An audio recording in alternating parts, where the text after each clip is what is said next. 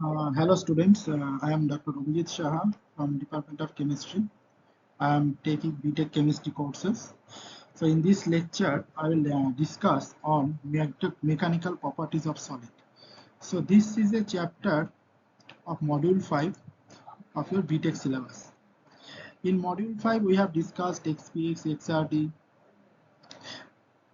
Similarly, we have another topic, this mechanical properties of solid in our module 5.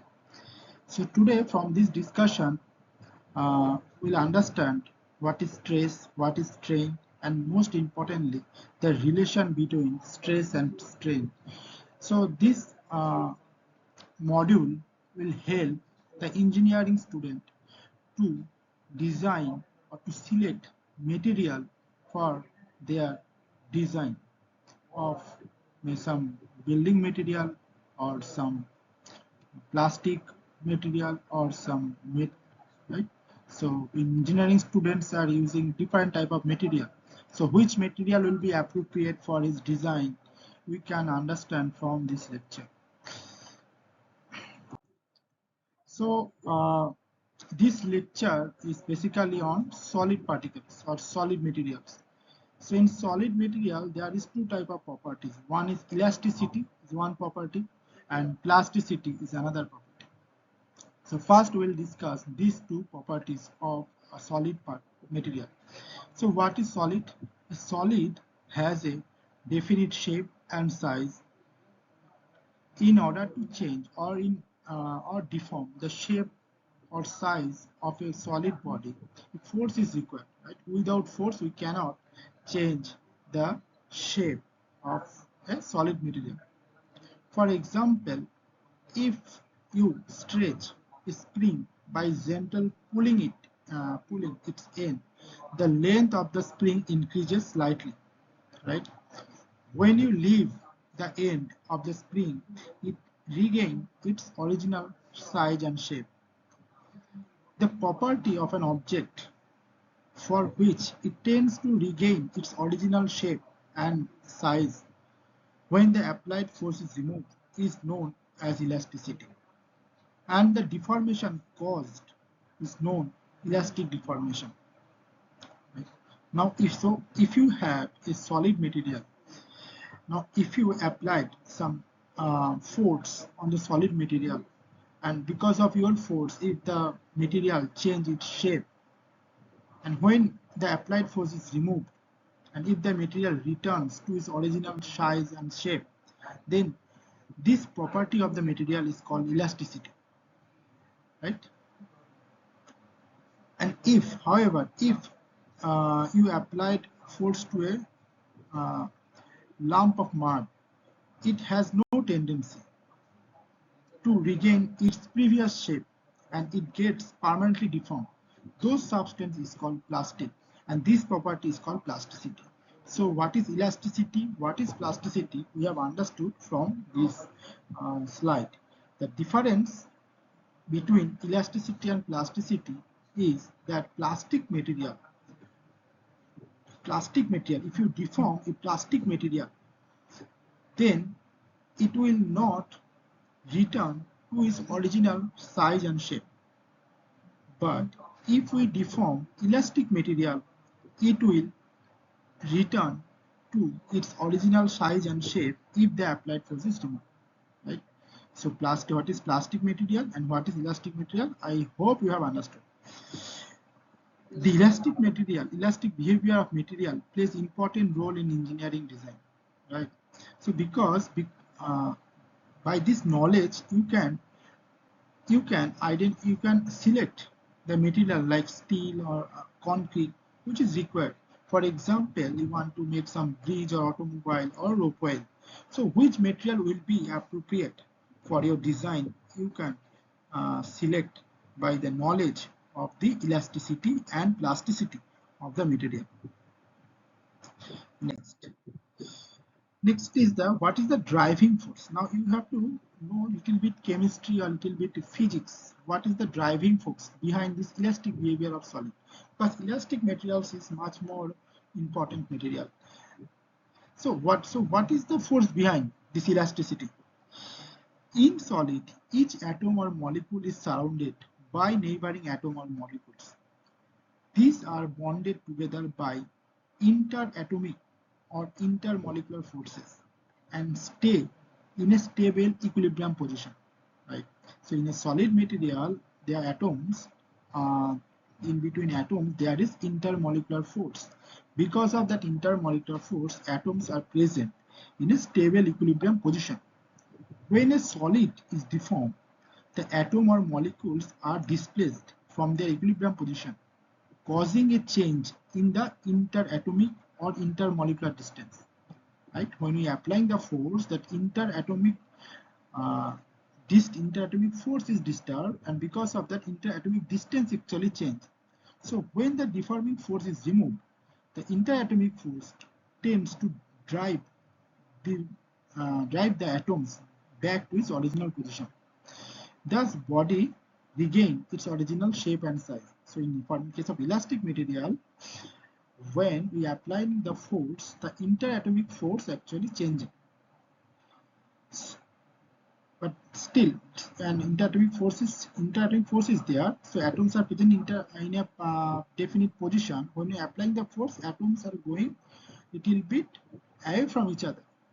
So, whenever we remove the force, the atoms returns to its original position because of the intermolecular forces. That is the reason of elasticity.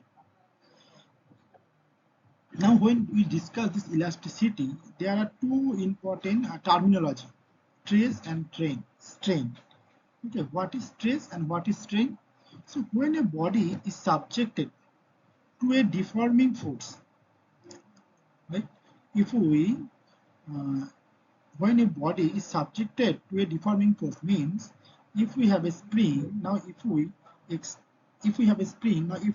press the spring, right, a restoring force is developed in the spring, which tends to increase the length of the spring again, right? So a restoring force is developed in the body. This restoring force is equal in magnitude but opposite in the direction to the applied force, right? So if we have a spring, if we applied some force, then what will happen? It generate one restoring force which is in the opposite direction, this side, right? So because of this restoring force, materials is returning to its original shape. Now this restoring force per unit area is known as stress, right? The restoring force per unit area is known as stress. Now stress means force by area.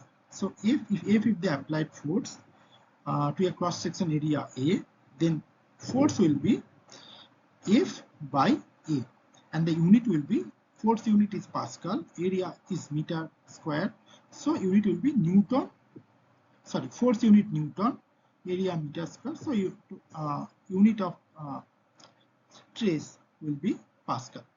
Okay. So this is stress, right? Now there are three different type of stress. One is called tensile stress, shearing stress, and hydraulic stress. Very important. Stress. For example, this is one body, right? If we force it in this direction and in this direction, okay, what will happen? So this stress will be along the length of this body, right? So if we increase the stress in this direction and in this direction, what will happen? It will increase the length, right? And if we put force in the opposite direction from this side and this side, then what will happen? Say I am telling, if we apply the force in this direction and this direction, then length will increase, right? If we apply the force in the opposite direction, right, then length will decrease. So there are two types of stress. One is increasing the length, another is decreasing the length. So this type of stress is applying on a longitudinal, right? This type of stress is longitudinal stress. Now this longitudinal stress is two types. One is tensile stress, another is compressive stress. When the applied force compressing the material, that is called, so if I have spring, compressing, right? This is called compressive stress. The length decrease. If the length increase, then it will be called tensile stress. Okay, if the length is first one, is the called tensile stress, right? Then what is the definition? Definition is okay. So definition of tensile stress. So if a material is stressed by two equal force applied normal to its cross section area. So this is the cross section area in this direction, and normal. Normal means 90-degree angle. Right? The restoring force per unit area is called tensile stress. Right? If the force is applied perpendicular to the cross section area, the restoring force per unit area is called tensile stress. If the object is compressed under the acting force, the restoring force per unit area is called compressive stress. This tensile and compressive stress together is called longitudinal stress. Okay. Next one, shearing stress. What is shearing stress? Shearing stress means here we are applying the force at parallel to the length, right? Or perpendicular to the cross section area. Now if we apply the force parallel to the cross section area, what will happen? So we have a body, we have a molecule. If we apply the force in this direction, right, in this direction, so cross section area is here. If we apply the force in this direction parallel to the cross section area, right, then what will happen? Then the material will be deformed, right? The material will be deformed. So this type of stress will be called tangential or shearing stress, right? In tangential or shearing stress. So if we have a book, if we force it in this direction, the opposite, the restoring force will act on the opposite side. But this restoring force will be parallel to the cross section area. So this one is called shearing stress. Okay, so this one is called shearing stress when the stress applied at parallel to the cross section area. Right? So definition. Move it. Okay. Definition is if a deforming force is applied parallel to the cross sectional area of a body, right? There is a relative displacement between the opposite face of the body, this one and this one. The restoring force per unit area developed due to the applied tangential force is called tangential or shearing stress. Right? Okay. Now, if we divide the stress by area or length, we will get the strength. Right? So, what is tension stress and what is shearing stress? We have understood. Now, next one, hydraulic. We can understand from this name hydraulic, there is some water is involved. So, next one, hydraulic stress. What is hydraulic stress? Now, if we have a body, if we keep this body, or let's say we have a balloon, if we put this balloon inside a beaker having water, so what will happen? So we have a balloon, put it in a water, inside the water. What will happen? All water molecule will force all the point of the surface of the balloon, right? Those type of stress is called hydraulic stress. Right? So if a force is applied on a body at each point of the surface and the body is said to be under hydraulic compression, this leads to decrease in the volume without any change in its geometrical shape. Those type of stress is called hydraulic stress. The body develop an internal restoring force that are equal and opposite to the applied force. The internal restoring force per unit area is called hydraulic stress. Okay. So if we, what is hydraulic stress? So three type of stress we discuss. Tensile, then shearing stress and hydraulic stress. Okay, finish. Now there is another thing is strain, right? So stress is the cause and strain is the result. So if we put stress, there is some change, right? So that change is called strain. When we are applying force. There is some deformation. So that deformation is called strain. Right? So stress is the action and strain is the result or reaction. Right?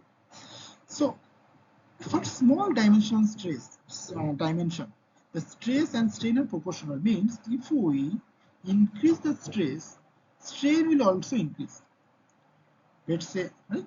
That is called actually Hooke's law. If we increase the stress, strain will also increase. That is called Hooke's law. So stress will be equal to strain, right? So now stress will be equal to strain, proportional to strain, so it will be equal to K into strain. So K is called proportionality constant, or which is also known as modulus of elasticity. So this stress and strain we are discussing for elastic material. Right? Elastic material means for which Hooke's law actually applied. Right? So here our condition is Hooke's law will be applied. If the Hooke's law applied, then stress will be proportional to strain. Then we will get some proportionality constant, right? That is called E modulus of elasticity. So K will be equal to stress divided by strain. Right? Next, we have to know most important thing, the change of stress with strain. So this graph is very important. So this is called stress strain graph. So this graph will help to understand how a material deform with increasing load. So this is called stress strain graph. Means if we apply force, that is called stress, how a material is deforming, that is coming under strain. So this is called stress strain graph. So what is the what we can understand from this graph? We can understand that how material deform with increasing load. Right? So the relation between stress and strain of a given material. So this graph should be different. For if this graph, it will vary from material to material. Let's say we have a metallic bar under tensile stress. Tensile stress means longitudinal stress, right? Means we have a material here, we are increasing the force. If the applied force gradually increase, means if the stress is increased, so what will happen? So we can see from the equation, that is a linear equation. So if the stress will increase, strain will increase. So we are getting a straight line. We are getting a straight line, means from O to A, we are getting a straight line, because if we increase the stress, it will increase the strain. Okay. So this A, after A, okay. So up to A, Hooke's law is obeyed, right? So this A is called proportional limit. A up to A is called up to A. This Hooke's law is obeyed. Hooke's law obey means if we remove the stress, material will return to its original shape, right? So it means material having elastic property. So Hooke's law is obeyed. So this is called proportional limit, right? If we increase the stress, little bit, then strain will also increase, but it will not be proportional, right? Now it is not a straight line. So B point is called yield point. B point is called yield point. If we increase the stress further, material will come to B point, that is called yield point. Now B point, Hooke's law is not obeyed, right? In Hooke's law, not obeying means if we decrease or if we release the stress, material will return, but not but it will return, but it is not like A point, because in A point, if we release the stress, material will return to its original shape. That is completely obeying the Hooke law. But in B point, if it is released that stress, it will return to its original shape, but it will not follow the Hooke's law. So B point is called yield point. B point is called yield point. Okay. So this is the maximum elastic limit. After B point, elasticity will not be there. So up to A, very high elastic property. A to B, still elastic property is there, but after B point, there will be no elastic property. So B point is called elastic limit, right? Now after that, if we increase the stress little bit, it will increase the stress little bit, then it will reach to point C. This is the lower limit of lower limit of yield point. If the load further increase, stress develop and exceed the yield strength, and stress increases rapidly, even for a small change in stress. The portion of the curve between B and D shows this, right? B and D. So this whole thing, if we increase the stress little bit, strain will increase, will highly increase, right? And C, and it happens between B and D. Up to B, elasticity is maintained. So B is called yield point. From B to D, there will be elasticity will not be maintained. So why? Because if we increase the stress, it will if we increase the stress little bit, strain will increase very high amount. Okay. Now C point is the called lower yield point, lower limit of yield point. Okay. At C point, when this okay. So in this case, even when I mean at C point, lower limit of yield point. So body does not regain to its original dimension. If we reach C point, body will not regain its original dimension. So C point, there will be no elasticity, right? So material is said to have permanent set, like plastic behavior, right? So when the material losing its elasticity at C point, it will be called plastic point, plastic deformation. It is deforming to plastic deformation. So D point, it's called ultimate tensile strength, and if we increase the stress further, it will come to point E. Point E, it will fracture the material. Means if we have a wire, if we increase the stress, then at C point, it will lose its elasticity and become a plastic material. At D point, is called ultimate tensile strength, and after D point, fracture occurs. Means at point E, if we reach, there will be fracture. Fracture means material may break, right? So this is called E point or fracture point. Now if we measure the distance between D and E point, it will give us opportunity to identify two type of material. One is ductile material and this brittle material. You know, right? Some materials are ductile in nature, some materials are brittle in nature. So we can decide, or we can say which one will be ductile or which one will be brittle based on the distance between D and E point. So next part is ductile and brittle.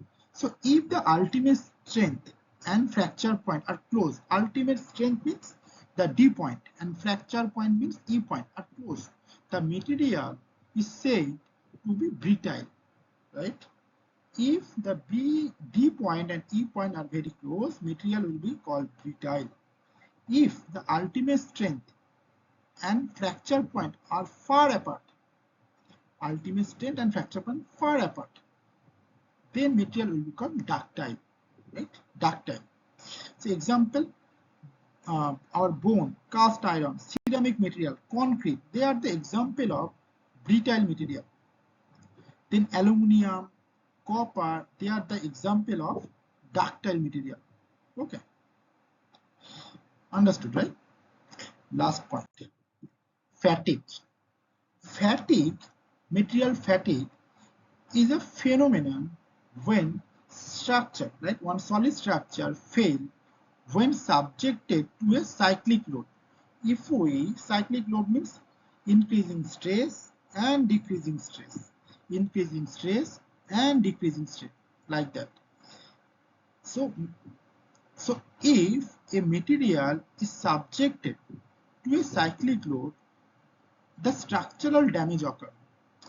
So material fatigue is a phenomenon where structure fails when a material is subjected to cyclic load. This type of structural damage occurs when the experienced stress range is far below the static material strength. fatigue is the most common source behind failure of mechanical structure. Right? Fatigue is the most common source behind the failure of material structure, mechanical structure. So fatigue is a structural damage when we apply stress in a cyclic way. Okay, so these are the important things from these mechanical properties of solid for the BTech syllabus of our SRMIST. So I hope you have understood, right? So for your exam, I can say the stress strain curve is very important. You have to read it properly.